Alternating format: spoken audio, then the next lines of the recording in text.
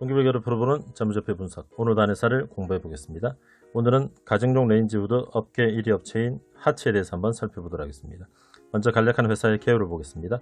하츠는 1988년 10월에 설립이 되었고 2003년 2월에 코스닥 시장에 상장이 되어서 매매가 개시가 되었습니다. 가정용 레인지 후드, 빌트인 기기, 환기 시스템, 환기 청정기 관련 제품을 생산 판매하고 있는 회사입니다.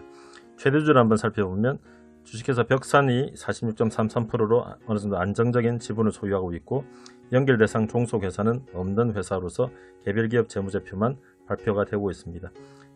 레인지 후드 및 주방 빌트인 기기는 건설사와 일반 소비자로 수요층을 뚜렷하게 구분을 할 수가 있고, 건설사의 분양 실적과 그리고 기존 주택의 인테리어를 담당하는 주방 가구사 및 인테리어사의 수요에 의해서 크게 매출이 좌우가 되고 있습니다.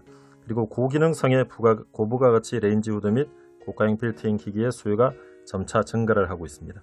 자, 레인지 후드의 시장 점유율을 보시면 하츠가 18년, 19년이 45%, 46%이다가 2020년 3분기까지 점유율을 보시면 57%로 큰 폭으로 상승한 것을 볼 수가 있는데, 이것은 신문기사도 나왔지만 하츠의 경쟁사인 2위 업체 엔텍이 파산을 2020년에 하게 됩니다.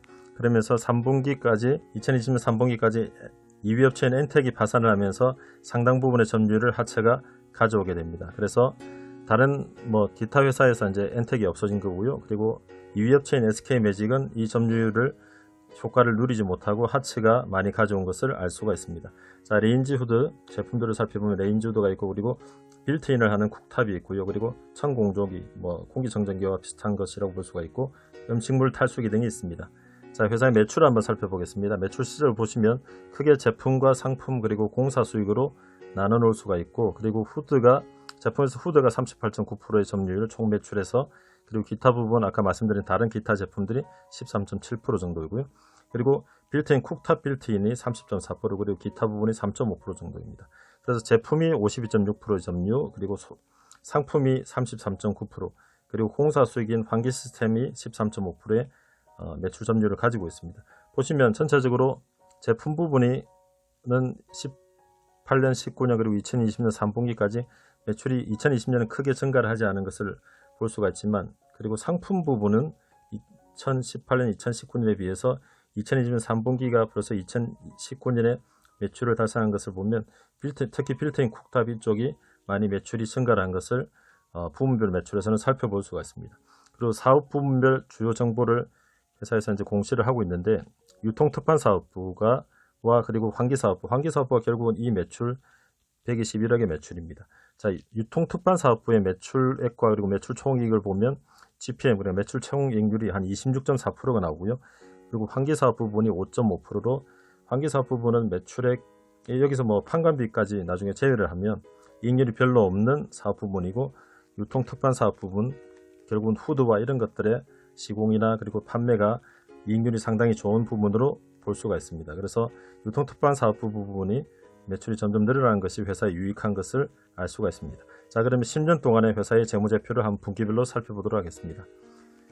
먼저 매출액과 영업이익 부분입니다. 매출액을 보시면 약간의 진동은 있지만 조금씩 증가를 하고 있고, 2020년 3분기와 4분기의 매출이 큰 폭으로 증가한 것을 볼 수가 있는데, 역시 앞에 말씀드렸듯이 2위 업체인 엔텍이 파산을 하면서 이 매출의 점유율을 충분히 누리고 있는 것을 볼 수가 있습니다. 그리고 영업이익 부분을 보시면 한 번씩 이렇게 영업이익이 주춤한 것을 볼 수가 있고, 2020년에는 이제 영업이익 부분이 상당히 좋게 이제 올라온 것을 알 수가 있는데, 2020년에 이익률이 좋아진 것도 보면 엔텍의 파산의 효과를 이익률 부분에서도, 단가 부분에서도 좀 보고 있는 것을 알 수가 있습니다. 그리고 한 번씩 영업이익이 이렇게 크게 좀 떨어지는 경우가 있는데, 이때는 건설회사들이 좀 2012년에 건설 경기가 좋지 않으면서 매출 채권 대손 상각이 발생했던 것을 알 수가 있습니다. 자, 그러면 이것을 YOY로 전년 동기 대비 증감률을 살펴보겠습니다. 보시면 전년 동기 대비인데 큰 폭의 좀 출렁임들이 있습니다. 그래서 이것은 회사가 수주를 또 많이 해서 진행을 하는 부분들이 있기 때문에 계절성이 크게 작용을 하지 않는 부분이 있고요. 그리고 앞쪽에서 보셨겠지만 영업이익 같은 경우는 좀 많은 출렁임들이 있는 것을 알 수가 있고, 2020년 3분기, 4분기 들어서 매출액도 좀 증가를 하고, 그리고 영업이익률이 2020년 3분기 때는 상당히 크게 전년 동기 대비 증가를 했는데, 기저효과도 있고 그리고 엔텍의 파산 효과도 있어서 이익률이 크게 증가를 한 것을 알 수가 있습니다. 자, 수익성 지표입니다. GPM, OPM, 그리고 판관비율, MPM, ROE 등인데요. 자, 전체적으로 보시면 GPM이 22%, 그러니까 20% 초반대로 꾸준히 형성된 것을 알 수가 있습니다. 즉 GPM의 수준 자체가 크게 높지 않은 20% 초반대이고요. 그리고 판관비율이 어느 정도 20%를 넘어설 때도 있고, 그리고 18%, 17% 이 정도 형성되기 때문에 결국은 GPM 빼기 판관비율이 OPM인데, OPM이 주로 5% 전후를 형성을 하고 있습니다. 그래서 OPM이 크게 높지 않은 회사, 즉 매출 대비 영업이익률이 그렇게 높지 않은 회사인 것을 알 수가 있고, 한때 좋다가 다시 주춤하다가 최근 들어서 아까 말씀드렸듯이 엔텍의 파산 효과가 좀 작용을 하고 있는 것을 알 수가 있고, 매출이 2020년 3분기 때 크게 증가를 해서 판관비율이 많이 떨어졌지만 다시 2020년 4분기 때 어떻게 평균적으로 계산해 보면 비슷한 수준인 것을 알 수가 있습니다. 자, ROE가 현재 7% 정도 나옵니다. ROE를 전체적으로 보시면 ROE가 5%를 넘는 경우가 그렇게 많지 않은 회사라서 회사의 자본이 쌓이는 속도가 그렇게 크게 높지 않은 회사인 것을 알 수가 있습니다. 자, 뒷봉 분석이라고 해서 ROE를 매출의 순이익률, 총자산익률, 부채비율 세 가지로 분해를 해서 살펴볼 수가 있습니다. ROE에 어떤 부분들이 많은 영향을 주고 있는 것을 분석해 볼 수 있고 전망을 해볼 수 있는 부분인데, 자, 전체적으로 보시면 매출의 순이익률이 가장 큰 영향을 미치고 있다는 것을 알 수가 있습니다. ROE와 비슷하게 움직이고 있고요. 최근 들어서는 총자산익률이 증가를 하면서 자산 대비 매출액이 조금씩 더 증가를 하면서 이제 ROE가 다른 기관들에 비해서 좀 높게 이제 올라온 것을 알 수가 있습니다. 이 부분이 계속 진행이 될 것인가를 한번 추적을 해봐야 되고요.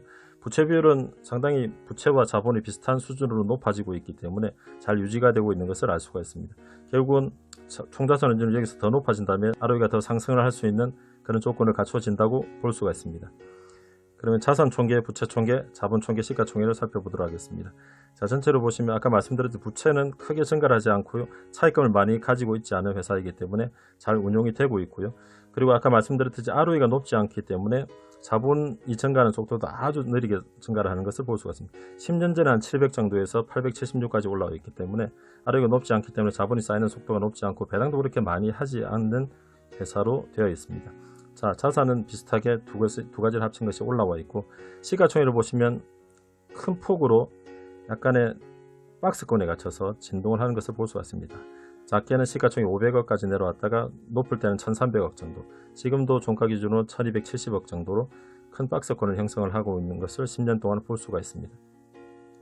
자, 이것을 밸류에이션 지표를 보시면 PBR도 말씀드렸듯이 큰 박스권으로 왔다 갔다 하고 있고 현재 1.4 정도를 나타내고 있고요. 그리고 PER도 보시면 21.2, 항상 PER도 보시면 어느 정도 높게 좀 형성이 되어 있는 것을 알 수가 있는데, 이 부분은 어느 정도 기대감이 항상 반영이 되어 있는, 하체에 반영이 되어 있는 것을 볼 수가 있습니다. 한샘 같은 경우가 인테리어를 주로 하는 비슷한 업종을 나타내고 있지만, 한샘은 업황이 좋을 때는 ROE가 20%가 넘어가는 그런 실적들을 보이는 회사이기 때문에 한샘과 비교를 하기에는 조금 무리가 있고요. 이익률 자체가 좀 낮고 ROE도 낮은 회사이기 때문에 PER이 이 정도 형성된다는 것은 회사의 수익성에 비해서 조금 높게 형성되는 것을 볼 수가 있고, PFCR은 그리고 프리캐시 플로우에 대한 시가총액의 비율인데 PFCR이 좀 많이 왔다 갔다 하는 것을 알 수가 있는데, 이 회사는 캐펙스 투자는 많지는 않은데 실제로 벌어들이는 현금이 좀 진동이 많은 상태로 진행이 되고 있습니다. 이것은 수주 산업의 특징이기도 합니다. 자, 매출 채권의 진수, 재고자산의 진수를 보겠습니다. 회사가 아무리 이제 이익이 좋아지고 매출이 늘어난다고 해도 매출 채권의 진수나 재고자산의 진수가 높게 형성이 되어버리면 나중에 이것을 회수하지 못해서 충당금이 많이 쌓거나 해서 순이익에 안 좋은 영향을 미칠 수가 있는데, 현재 하츠익 같은 경우는 매출 채권의 진수 59일, 그리고 재고자산의 진수도 항상 30일 전후로 형성이 되어서 이것은 아주 잘 관리가 되고 있고 현재 이 부분에 대해서는 리스크는 없어 보입니다. 자, 그리고 현금 흐름표를 그래프로 나타낸 것인데요. 자, 영업 현금 흐름을 전체적으로 보시면 좀 큰 등락폭에 있지만 좋지 않을 때가 한 번씩 나타나지만 어느 정도 꾸준히 영업 현금 흐름이, 영업을 통해서 들어오는 현금이 잘 들어오고 있는 것을 알 수가 있고, 이것이 좋을 때 금융자산이나 금융상품을 취득을 했다가 영업 현금 흐름이 좋지 않을 때 이것을 팔아서 이제 회사의 현금을 돌리는 이런 과정들을 거치는 것을 알 수가 있고, 재무 현금 흐름, 그러니까 차입을 한다든지 이런 것들은 거의 없습니다. 자기 주식 처분을 한번 한 적이 있고 차입을 해서 회사가 운용을 하는 것은 없이 현재로는 회사가 영업으로 끌어들이는 현금으로 회사를 운영을 하고 있는 것을 볼 수가 있어서 재무 현금 흐름은 크게 나타나지 않는 부분을 알 수가 있고, 그리고 유무인 자산 캐펙스 투자는 도 거의 없이 진행이 회사가 되고 있습니다. 그래서 영업현금으로 금융자산에 투자를 했다, 이것을 다시 팔고 하는 과정들을 거치는 회사로 알 수가 있고, 그리고 캐펙스 투자는 지금 별로 없지만 3분기까지의 분기보고서를 살펴보면 가동률이 99%까지 올라와 있기 때문에 나중에 잔업이나 이런 것들을 늘린다고 해도 이제 설비 투자나 이런 것들이 좀 이루어져야 될 가능성도 생깁니다. 자, 이것을 최근 4분기 합산의 그래프로 한번 나타내 봤습니다. 그러면 뚜렷하게 보실 수가 있는데, 영업현금 흐름이 어느 정도 잘 들어올 때는 잘 들어오는 것이 어느 정도 보이실 거고, 잠시 좋지 않을 때는 금융상품이라는 것을 팔아서 회사가 현금을 충당을 하고, 그리고 말씀드렸듯이 캐펙스 투자, 유명자산 투자는 별로 없이 진행이 되어 오는 회사이고, 그리고 아까 말씀드렸듯이 재무현금 흐름도 특별히 차입을 하거나 이런 것이 없이 진행이 되어 왔습니다. 그리고 영업현금 흐름, 그리고 프리캐시플로우, 캐펙스, 그리고 영업이익 이런 것들을 보시면 이 정도 수치의 최근 4분기의 합산이 3월 5일 종가 기준으로 1270억 정도 시총에 비해서는 약간 좀 부족한 것을 볼 수가 있습니다. 자, 수주잔고를 한번 살펴보겠습니다. 건설회사로 수주를 받아서 납품하는 것이 어느 정도 비중을 차지하고 있기 때문에 수주잔고를 잘 볼 수가 있는데, 회사의 사업보고서 등을 보면 수주를 하고 난 뒤에 한 2개월에서 12개월, 물론 아파트 착공을 하고 난 뒤에는 한 2년 정도 후부터 납품이 이루어지만, 수주가 하고 난 뒤에는 한 2개월에서 12개월 후에 납품이 이루어진다고 합니다.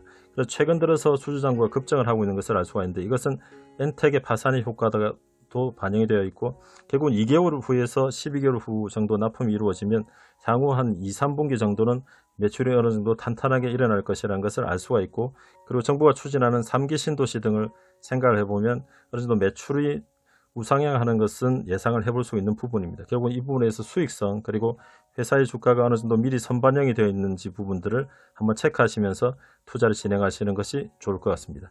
이상으로 하체에 대한 분석을 마치겠습니다. 감사합니다. 영상이 유익하셨다면 구독, 좋아요, 알림 설정 부탁드립니다.